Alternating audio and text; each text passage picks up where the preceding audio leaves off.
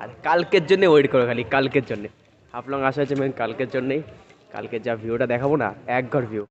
Guys just দেখো খালি একবার পিছনের ভিউটা খালি দেখো ভাই, সূর্যটা উঠছে না, মারাত্মক লাগছে গাইস। ওফ, সেই সেই ভাই। আর এই পাশে তো কোনো কথাই হবে না।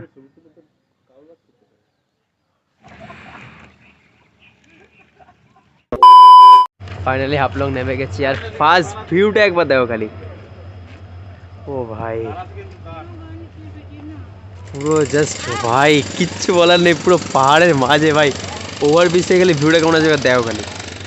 ও, তো চলো এখন আগে বাইরে বেরাই, আগে হোটেল খুঁজি, তারপর কথা বলছি, ঠিক আছে? আর এই হচ্ছে আমাদের ট্রেন, শিলচর গুয়াহাটি এক্সপ্রেস। তো চলো ডাইরেক্ট বাইরে বেরিয়ে হোটেলে যাই, দেন কথা বলছি।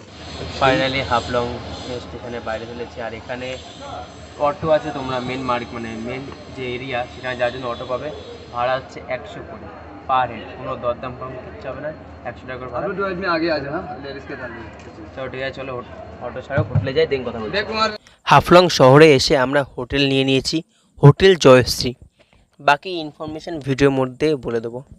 দুপুরে খাওয়া দাওয়া করে একটু রেস্ট নিয়ে সন্ধ্যাবেলা বেরিয়ে পড়ি হাফলং ঘুরতে। প্রথমে দেখি হাফলং লেক। এখন স্ক্রিনের উপর যাকে দেখতে পাচ্ছ, ইনি হলেন ডিমা হাসাওয়ের ডিমাসা কাচারি সভ্যতার প্রথম রাজা। হাফলং লেকের মাঝে রয়েছে হ্যাঙ্গিং ব্রিজ, লাইটের অভাব চারপাশে। তারপরে পায়ে হেঁটে ঘুরে দেখি হাফলং মার্কেট। তারপরে কিছুক্ষণ সময় কাটাই জগন্নাথ মন্দির। এই যে হোটেল শুরুছি, এ হচ্ছে হাফলং মেন বাজার রাস্তা। আর জাস্ট এখান থেকে খেয়ে পেলাম, আর যা ঠান্ডা লাগতেছে না ভাই, কিছু বলার নেই। হোটেলে পৌঁছেছিলাম, তার জন্য হাফ প্যান্ট পরে জাস্ট চলে এসেছি। বাট চলো, খাওয়া দাওয়া হয়ে গেছে, এখন যাবো হোটেলে। আর কালকের জন্য ওয়েট করো, খালি কালকের জন্যে। হাফলং আসা হচ্ছে মেন কালকের জন্যেই। কালকে যা ভিউটা দেখাবো না, একঘর ভিউ। আর দেখতে পাচ্ছ পুরো সুনসান হয়ে গেছে। এটা বাজার চক বলে তাও একটু ভিড় ফির আছে, বাট সামনে পুরো সুনসান।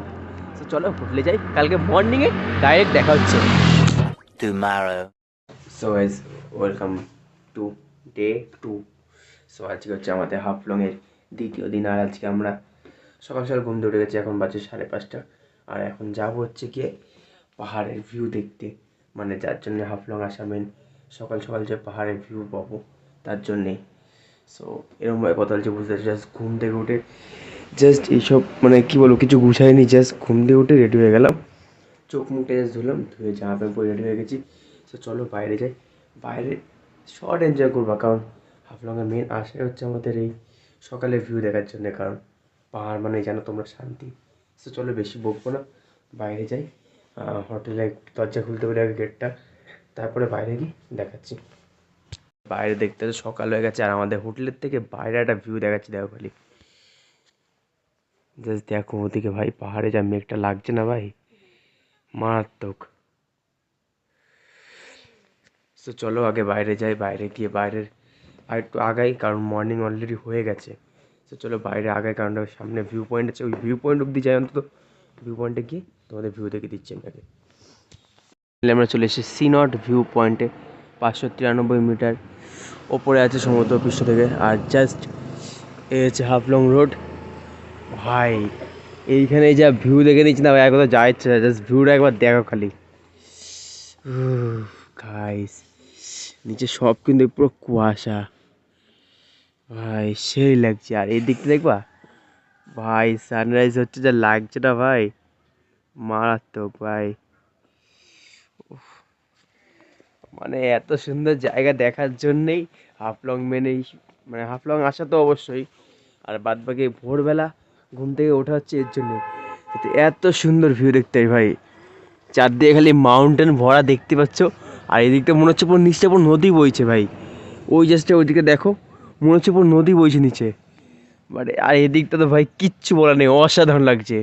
ক্যামেরাটা তো ভালো না আসলো না, চোখে যা দেখছি না ভাই, মারাত্মক মারাত্মক ভাই।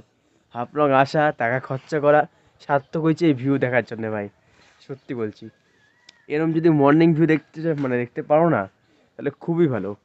আর হাফলংয়ে মানে আমরা যেখানে আছি হাফলং বাজারের ইয়েতে, ওখান থেকে সি-নট ভিউ পয়েন্টটা খুব কাছে, তার জন্য এখানে আসা। আর বাদ বাকি তোমরা দূরেও যেতে পারো একটু গাড়ি বুক করে। আমাকে তো বাজেট নেই যে গাড়ি বুক করবো, তার জন্য সিনোরে আসলাম। আর জাস্ট ভিউ দেখো ভাই, যত দেখাবো তত কম। নিচে পুরো পাহাড়ি এলাকা ভাই, পাহাড়ি এলাকার লোকে বসবাস করে, এটা বসবাসকারী স্থান আছে। আর এখানে চার্চ দেখতে পাচ্ছ ভাই, ওর দিক তো কিছু বলাই রে ভাই, যা লাগছে না, ও মারাত্মক গাইস। যখন প্রথম আসি তখন এরকম ভিউ ছিল।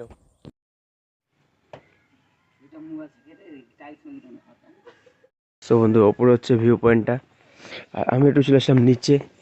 ওই যে এই যে দেখতে পাচ্ছ উপরে এই যে সূর্যটা দাঁড়িয়ে আছে ওখানে, এখান থেকে মেন ভিউ পয়েন্ট দেখা যায়। আর নিচ থেকে দেখতে যাই কেমন ভিউ আসে, ঠিক আছে? নিচে ভিউটা একবার দেখিয়ে দিই জাস্ট। তারা এরকম সিঁড়ি করা আছে, সিঁড়ি থেকে চলে আসলাম নিচে।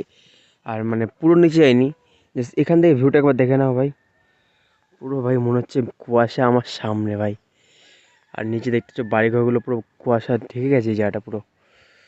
মানে ভাই যা লাগছে না গাইস। আর ঠান্ডাও এখানে আছে মোটামুটি ভালোই। সকাল সকালে ভিউটা দেখছো কি সুন্দর লাগছে, খালি জাস্ট দূর থেকে মানে যদি এই ভিডিওর মাধ্যমে তোমরা দেখো না, মনে হবে কিন্তু নদী বইছে। ওই পাশে বাঘটা দেখলে তো বোঝা যাচ্ছে যে নদী বইছে, তার জন্যই বললাম। তো চলো ওপরে যাই, ওপরে গিয়ে সূর্যোদয় ভিডিওটা দেখে নাও তোমরা।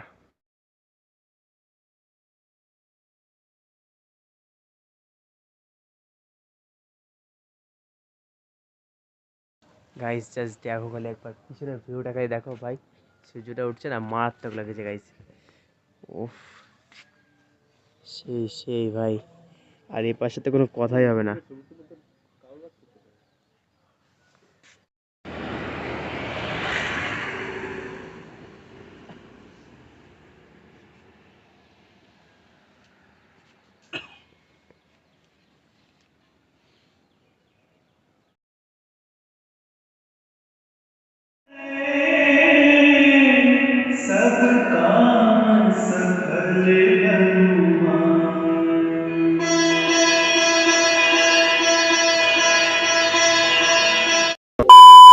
ব্যাস ফাইনালি এটা ছিল আমাদের রুম।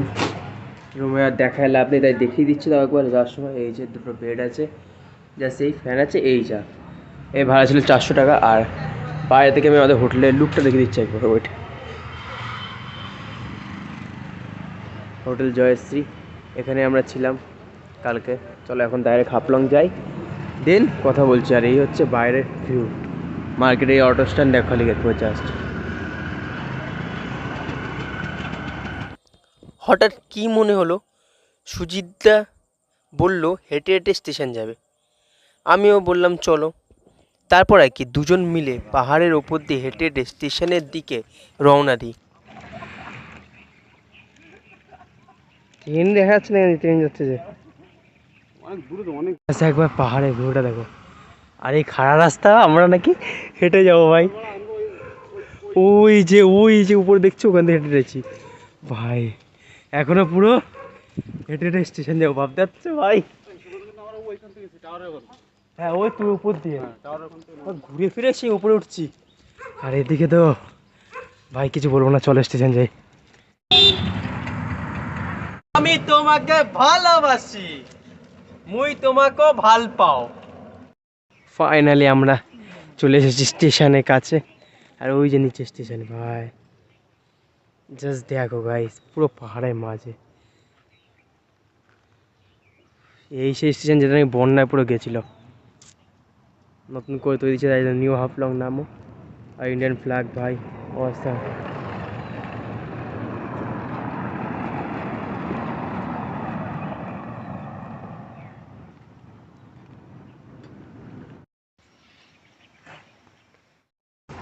ফাইনালি আমরা স্টেশনে চলে এসেছি। ওই যে সামনে টার্নিং নিলে স্টেশন, ফোন কাঁপতে চলে বাদ দাও। Finally we save 100 plus 100, 200। 6.5 kilometre রাস্তা দুজন হেঁটে চলে এসেছি। তাই কতক্ষণ লাগলো? একটা ছোটো ট্রেক হয়ে গেল, 1.5 ঘন্টা মতো টাইম লাগলো, ঠিক আছে? ছোটো ট্রেক হয়ে গেছে। ওভারব্রিজ থেকে ভিউটা জাস্ট মারাত্মক। এ কি, হাফলং থেকে রাধিকাপুর আসলাম কি করে? শোনো, হাফলং থেকে ট্রেনে করে নিউ আলিপুরদুয়ার গিয়ে সেখানে রিটার্নিং রুমে থেকে বিকেলে পদাতিক এক্সপ্রেস ধরে মালদা, দেন কলকাতায় রাধিকাপুর এক্সপ্রেসে করে রাধিকাপুর। একটু সকাল হতে রাধিকাপুর বাংলাদেশ রেল বর্ডারে গিয়ে একটু ছবি ভিডিও তুলে চলে আসি রায়গঞ্জ। রায়গঞ্জে কুলিক পাখিয়ালায় ঘুরে বাসে করে চলে আসি কলকাতা। যা সব ভিডিও ডিলিট হয়ে গেছে। ভিডিও আমাদের রেডি ছিল, বাট আমার ফোন খারাপের জন্যে ফোনে মাদারবোর্ড চেঞ্জ করেছি, যার জন্য সব ভিডিও ডিলিট হয়ে গেছে। আসামে সব শর্ট রেডি ছিল। দেন আমি যে এখন 12খানা জ্যোতির্লিঙ্গ করে আসলাম, ওরও অর্ধেক ভিডিও ডিলিট হয়ে গেছে। সো যা আছে তাই আমি আপলোড করব। সো চলো আসামের ভিডিও টাটা। দেন এরপর দিয়ে তোমরা দেখতে পাবে 12খানা জ্যোতির্লিঙ্গের মধ্যে 10খানা জ্যোতির্লিঙ্গ যে কমপ্লিট করে আসলাম এক্ষুনি গিয়ে, তার ভিডিও। আর দুটো তো অলরেডি কমপ্লিট হয়ে গেছে। সো দেখা হচ্ছে পরের ব্লগে। তত কিছুর জন্য টাটা।